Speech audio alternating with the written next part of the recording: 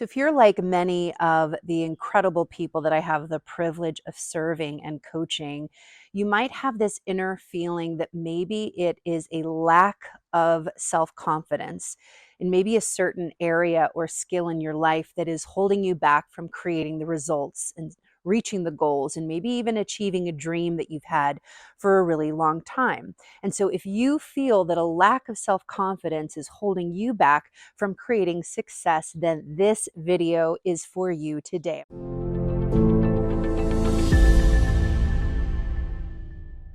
going to be talking about 3 tips that I teach my private clients that really helps them shift from feeling a sense of low self-confidence or a sense that they're holding themselves back from really going for it in life. And these 3 tips are very simple, easy to implement, and you can begin working with them today. Now, if we're meeting for the very first time, my name is Jennifer Joy Jimenez. I am a transformational life coach. I am a health and wellness expert and advocate. And one of my superpowers is helping you realize that there is a mind, body, spirit connection and way of really coming at living your life from a whole person well-being standpoint. So let's talk about these 3 tips that will help you unlock and increase your own self-confidence, that will superpower your ability to go after your goals and achieve your dreams and create and live a life that you love. Here at the Brave Thinking Institute, we are on a mission to empower you to create and live a life you love.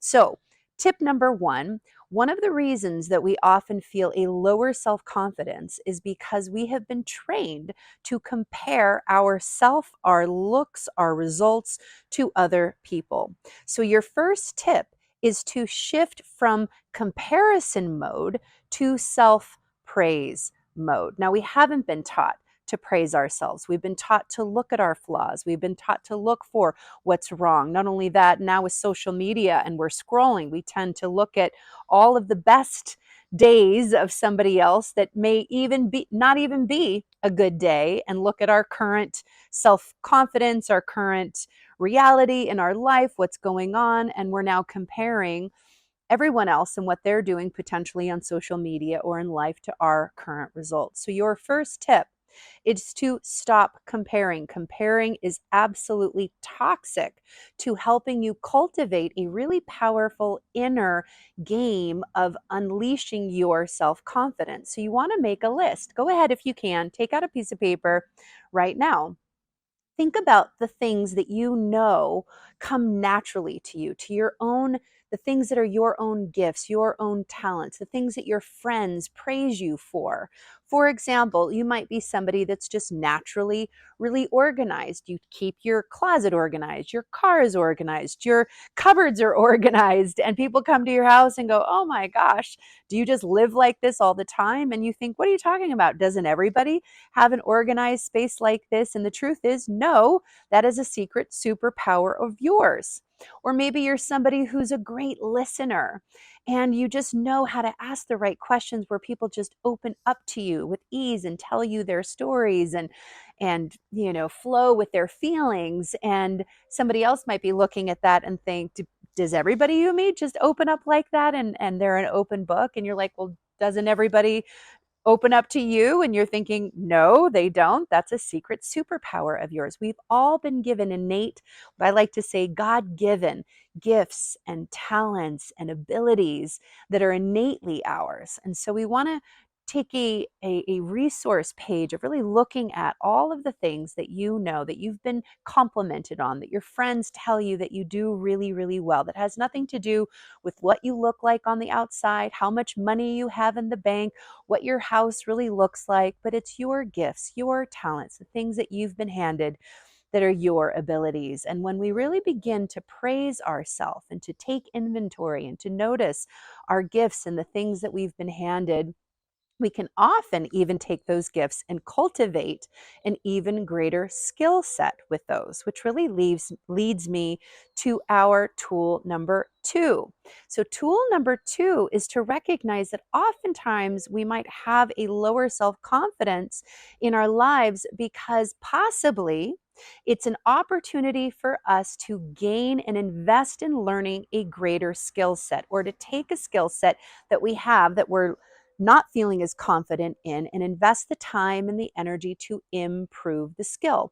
Think about when you first learned how to drive. You probably didn't feel very confident about driving, but yet the more you did it, the more hours you logged. Now, if you know how to drive, you probably feel very confident behind the wheel. It's now an unconscious competency. But when you first started, you were nervous, you were afraid, you weren't confident yet. It really, a lot of some of the self confidence issues that I work with, training and certifying life coaches and helping people get healthy and radiant and help them increase their confidence in themselves. And they'll often have this area, maybe it's around electronics and computer skills, maybe it's around selling, maybe it's around marketing, maybe it's in your ability to really speak your truth with a loved one and show up with confidence in a conversation. And oftentimes we just didn't learn the skills necessary to be able to feel confident in some of the areas where we feel less confident. So, on a second piece of paper, you can list the things where you're thinking, when I go to maybe give a presentation at work, I'm not feeling confident in my presentation skills, or I'm a new entrepreneur and I'm not feeling as confident in my area of marketing or social media, or maybe it's a certain skill in your area of vocation that you'd love to improve. Maybe it's not feeling as confident in your area of parenting.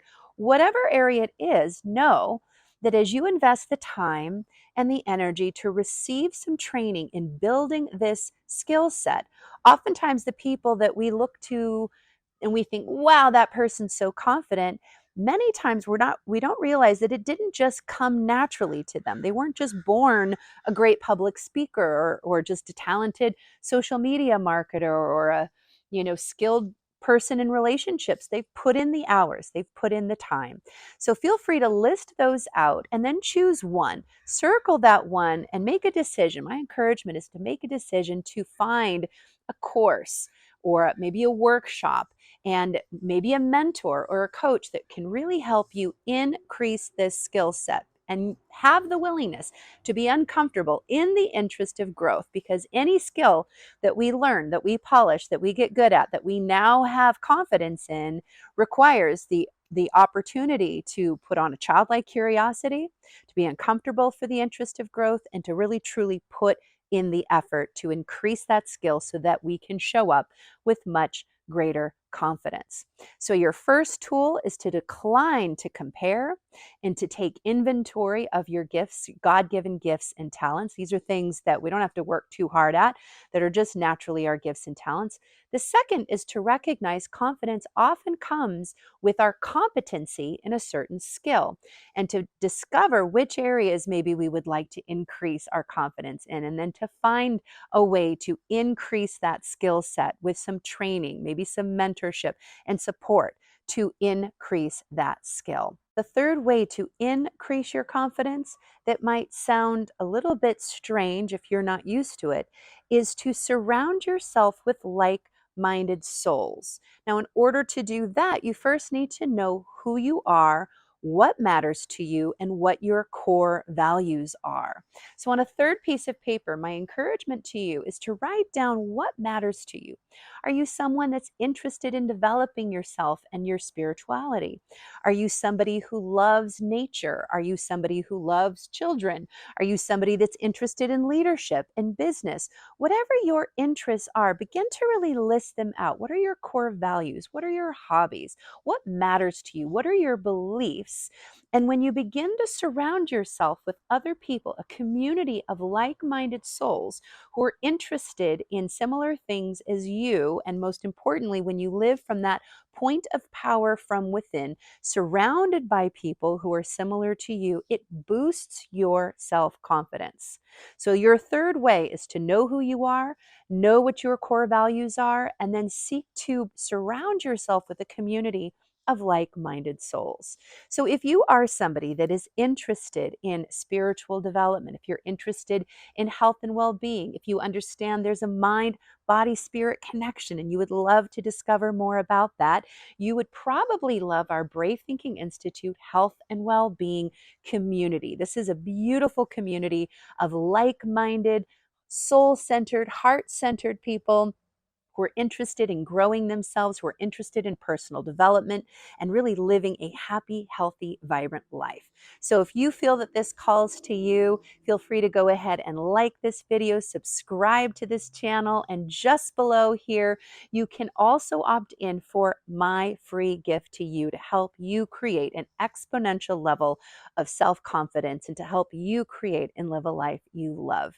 In order to do this, here at the Brave Thinking Institute, we help you install new brave thinking ideas. We empower you to take bold action in alignment with a vision and a dream for your life. And one of the things that I love to help you do is really embody a beautiful way of feeling and being and living from a place of deep self-confidence. So until next time, think bravely, act boldly. Have a great day.